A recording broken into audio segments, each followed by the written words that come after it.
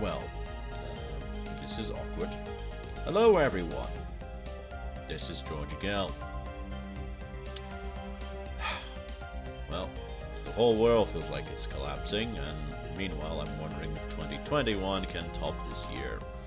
But enough of that, you're not here for real world dramas. You're here for Holy Grail dramas, of course, and it has been so long I'm going to make this video a bit longer than usual. I guess, maybe, we'll see how big this turns out.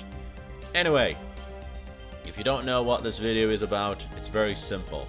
I'm going to talk about your favorite or hated servants from FGO and explain how bad or good they are in a Holy Grail War. Because you know, maybe one day you'll end up in a Holy Grail War and this would be helpful. I don't know if I would hope you would be in one, because probably you would die horribly. But enough of that. Let's get into the video.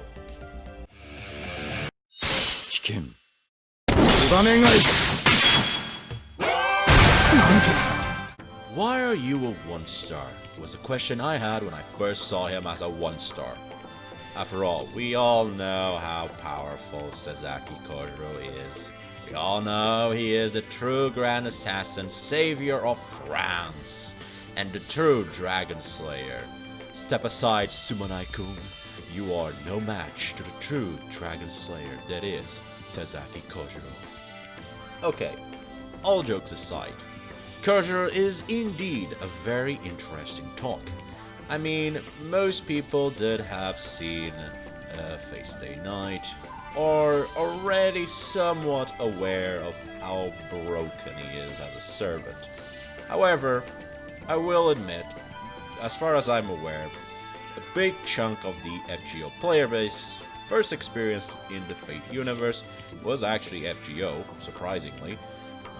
So I'll assume that even if you've seen the anime, you're not aware of the smaller, finer details of Kojiro that show how terrifying he is as an opponent to even some of the high-tier servants that you would expect him to be obliterated by. So let's first look at his stats. His stats are expected for an assassin. They're low in strength, endurance, they're generally low. However, he does have a pretty high agility, which is expected. Assassins do tend to have high agility, they tend to run a lot, they tend to run away from combat a lot, so high agility is expected. However, in Sasaki Kojiro's case, his agility is actually much more important than just being able to run away from enemies better. In Sasaki Kojiro's case, it's more that he's really fast at swinging his blade. As for his skills, Kojiro, despite being an assassin, his presence concealment is practically non-existent. Can't really use it, but he does have a skill that kind of functions as a pseudo presence concealment. We'll get to that skill eventually. We'll go through a few others before we get to that one. Anyway, in total he has 4 skills. His first skill, Eye of the Mind Falls, allows him to perfectly understand his opponent's fighting style and also their weapon by just crossing blades with them. To better understand what that means, Kojiro, while crossing blades with Arcoria, who by the way has an invisible sword, was able to understand the measurements of the invisible sword, making the invisible part irrelevant. That is a bit broken, but not as broken as his next skill, knowledge of the SWAT. Is that how you say it? I don't know. Which makes his attacks unreadable. Which, in other words, Kojiro can read his opponent, and his opponent can't read him back. Okay, sounds like Kojiro. Very one-sided scumbag. And finally, his third skill, Vitrification, which is what allows him to somewhat eliminate his presence. It's his pseudo presence concealment. It's not really that good in combat. I mean, you're fighting, so sure, hide your presence while you're standing right in front of your enemy. Won't really do much, but it can get you some pretty neat sneak attacks from behind while the enemy isn't looking. So there's that. Finally, his last skill, and his most relevant skill, and what really makes him one of the most broken assassins you can summon. Tsubame Gaeshi, which you probably know better as his NP from FGO. Yes, you heard me right. Tsubame Gaeshi is a skill. So in lore, Sasaki Kojiro doesn't actually have a Noble Phantom. Instead, he has a skill, Tsubame Gaeshi, which kind of functions as a Noble Phantom. And let's be honest, it doesn't really matter that he doesn't have a Noble Phantom. Like, who needs a laser beam when you can break the laws of physics with just skills? It's like, that's Kojiro for you. No laser beam necessary. I'm just gonna cut through the fabric of time and space and create multiple things out of thin air. Right. Anyway, Tsubame Gaeshi is an ultimate attack that creates 3 separate slashes in form of a cage around the enemy in an undodgeable and unblockable attack. Now, note that this isn't Kojiro swinging his sword like really fast. No. That's not what's happening here. Kojiro is swinging once, and from that once swing, 2 more blades manifest inside the real world, meaning that through the duration of this attack, there are actually 3 blades coming at the enemy from 3 separate directions, all for the kill. And the angles of the blades are in such a way that they cage around the enemy, and basically meaning that a normal enemy can't block all of them or dodge all of them, because it's a form of a cage, so they can't get out of it, and because they're coming from several directions, they can't really block all of them, because, you know, you only have 2 arms. However, that only works on enemies that don't have unique skills or NPs that have a defense mechanism. So Karna and Achilles would be perfectly fine. Well, Achilles might be not fine if Kojiro knows that he's Achilles and he just has to target the heel, but you get the point. Siegfried, Hercules, like servants that have powerful defenses will be fine against Kojiro for the most part. Now, this was all about skills and whatnot, so let's continue on. If you summon Kojiro in a Holy Grail War, is that good or is that bad? Like, how bad is it? Well, oh Lord, may God have mercy on your enemies. Sasaki Kojiro is by far one of the most powerful assassins you can summon ever, for a very simple reason. He's actually a saber disguised as an assassin. Assassination? I spit at you. True victory comes from combat, and Kojiro, oh my god, is he broken. Now, if you're not aware of Fate Stay Night, here's the servants that participated in that war. Did you notice anything? They're all insanely broken. All of them. Like, there's not a single one that's not broken. And Kojiro was able to repel every single one of them with the exception of 2 of them. This one, because they were allies, and this one, because Gilgamesh. And we all know Gilgamesh. So, I'm not going to explain on detail why Gilgamesh is Gilgamesh. That's right. That means Kojiro was even able to repel the monstrous Hercules, who he can't even harm, by the way. Sure, he had the assistance of Caster and Caster's master, but like, Hercules is invulnerable to Kojiro. Kojiro cannot harm him, and still he could repel back Hercules' destructive strength. So, like, I don't care if Kojiro had help. The fact that he was even able to prevent Hercules from entering the temple is praiseworthy enough. Also, Cuckoo Lane, during the Unlimited Blade Works route, Cuckoo Lane at one point is asked about dealing with Assassin, in the case that Assassin is also with Caster in the church. Kukulain mentions how he would rather fight both Archer and Saber at the same time than fighting Kojiro.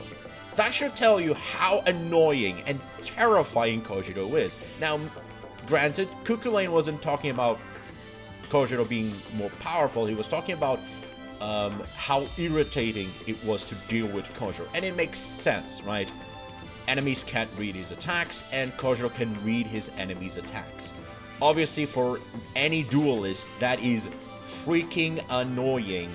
But for Kukulain to say he'd rather fight Archer and Saber over an assassin, that should tell you how insane that assassin is. Okay. Maybe I'm being a bit overzealous here. After all, every Holy Grail War is different, and just because one servant had really good matchups in one war doesn't mean he'll have the same good matchups in another Holy Grail War. Especially when you consider Kojiro's situation in the 5th Holy Grail War. In Fate Stay Night, Kojiro was not properly summoned due to being summoned by another servant. He was contracted Temple's Gate, basically sealing him in that one location. Now this was both good and bad for him. The bad part is that he couldn't really move around. He was stuck at the Temple's Gate, and the only way he could fight servants was if servants came to him. The good part was that the temple provided him the conditions that forced servants to fight him. The temple's grounds were protected by several ancient bounded fields that made difficult for servants to traverse them and for servants to use MPs, forcing servants to have to walk through the temple stairs where assassin would be there waiting for them and forcing them to fight 1v1 duels. This does mean that if you summon Sasaki Kojiro, he's not going to be stuck in a location since you would properly summon him, but it also means he doesn't have the temple's advantage of forcing his enemies into 1v1 duels, where he's one of the best ones out there. That is something to take in consideration. His one weakness is doesn't have any range. Absolutely none. And he has no range defenses either, so he's kind of a sitting duck. Doesn't have any way to sense his enemies. He doesn't have any instincts. That's something you have to take into consideration. That said, considering how powerful he is in close combat, unless they summon enemies like Cardna or Hercules, you don't really have much to worry about. You really don't. Like, you have barely anything to worry about. Even if they summon servants like Atoria or Kukulain, you're probably still going to win one way or another, because Kojiro is just that good in combat. That said, what strategies can you use to better increase your chances? Kill Caster and Archer. I mean it. Kill them. As I mentioned before, his only weakness is his lack of range. He is a sitting duck. He's a duelist. He's a sitting duck. The quicker you get rid of them, the better. Like, there is just no other way. You need to get them killed. Now, in the situation in which, by the point you finally find them, they're already bunkered up and just defending, you're gonna need allies at that point. Because Kojiro is not good at sieging. He's gonna need someone to help him attack Caster and Archer. And this is where another strategy can help you out. So another strategy is use the assassin name to your advantage. So the thing about assassins is, everybody knows that assassins are the weakest in combat. So one thing that you can do, and this might be a bit difficult with Kojiro, because Kojiro is a duelist in personality too, so it's very unlikely that he would completely accept it. However, if you manage to convince Kojiro to restrain his desire for combat, you can sell yourself as being Assassin's Master and try to get alliances with even maybe Archer and Caster. Although ideally, I would probably tell you to do it with a Saber class, because Sabers tend to be duelist and prideful, so they would be easy picking for Kojiro. But the important part is you have Kojiro, who's an assassin. Majority of the masters would think you are weak, and so now they're willing to make alliances with you and kind of ignore you, while you, with your alliances, get rid of caster and archer, or even better, you bait easy prey to come at you, because the moment they send a servant at Kojiro, like, they're dead. Like, they're, again, unless it's someone like Karna or Hercules, like a servant with an innate defensive skill, like, they're not going to survive Kojiro. Kojiro is just gonna swing his sword and their head is gonna fall. As for his personality, Kojiro is kind of a weird one. In general, you shouldn't have any issues with him. However, do be aware that he'll get annoyed if you don't let him have his duels. Despite being an assassin, don't expect him to turn his attention to the enemy master if there's an enemy in front of him. He would much rather fight to the death than lose the chance of a good duel. Verdict: I'll give him an A+. He's extremely close to being perfect, like very close. However, this is one of the situations where class actually matters. One of the good sayings about summoning a class is that you don't have to worry about other servants from the same class. To put it bluntly, if you summon a Saber, the good part isn't just that you summon one of the best class. The good part is that nobody else gets to summon Saber. That's very relevant when, you know, Saber is where you have the big chunk of high tier servants, like a good chunk of them are Sabers. So even if you summon a weak Saber, you're really well off because nobody else gets to summon a Saber, and the vast majority of the other classes have weaker servants. However, in Kojiro's situation, it's the opposite. He occupies the assassin class, and the assassin class is a really good class to have in a war because they're very weak by default. Not all of them, obviously, but a good chunk of them are. The majority of them. Like, if you had a choice between having to deal with an assassin or Saber, you would choose assassin most of the time, because they're, for the most part, very weak compared to Sabers. However, Kojiro, being very powerful, occupies the assassin class, meaning that no assassin can be summoned, but Sabers can still be summoned. And that's kind of my issue with Kojiro, is that he fills a weak class by being very powerful, but acts as a different class, which is Saber. And so it's one of those things, like, if he was a Saber, I would probably give him an S. Very likely would give him an S. But being an assassin still opens him up for very powerful servants in the Saber class. And while Kojiro is very powerful in melee combat, there are servants in the Saber class that can actually duel him. I mean, so we even know one of them, right? Oh god, we're not going to teleport him, right? Please no. That said, if you summon him, you're set up to win. If there is an average servant, Kojiro can deal with them with a single swing. The only way enemies can hope to deal with Kojiro is if they have very powerful defenses or resistances to death. Otherwise, Kojiro will make quick work of them. Thank you for watching this video. I know I've been gone for a while now, but don't worry, I haven't given up on making videos. This was mostly a combination of incidents that all happened at the same time, and kind of forced me to put that list down for a bit. Anyway, I'm going to change a bit the format of these videos, because I'm having to be constantly having like this very correct voice and whatnot is a bit tiring. Anyway, I originally wanted to make a series of videos of every servant by alphabetical order. However, I'll be honest, there's just some servants which I don't really want to talk about because there's really not much to talk about of them. They're just like, Matahari at least was interesting to talk about. Was at least, you know, because she's not as weak as she might portray herself to be, but there are servants out there that you just go and like, no, like, you just do not want to summon Kazal. Like, no, and I don't want to really make a 10-minute video about how bad it is and how you don't really have any strategies because you're kind of dead. So instead, what I'm gonna do is I'm gonna let you decide. That's right, I'm gonna let you decide. Post, comment, do whatever you want. Like the video, dislike the video, tell me how terrible I am, tell me how much you dislike this new way of talking or whatever. But tell me, what is the next servant you want to see in the video? I'll pick the servant that I feel like talking the most out of the comments, and if no one posts a comment, I'll just pick one that I want to talk about. So, thank you for watching.